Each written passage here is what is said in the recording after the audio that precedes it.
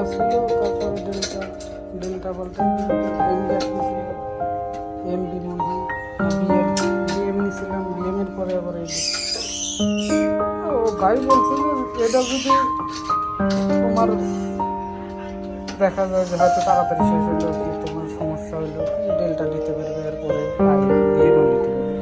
কিন্তু আমার যমুনা আর বসুন্ধরা দিল না, বুঝছেন। দাম বেশি বলতে দাম একই, কিন্তু সমস্যা হলো যে সিলিন্ডারে, বুঝছেন।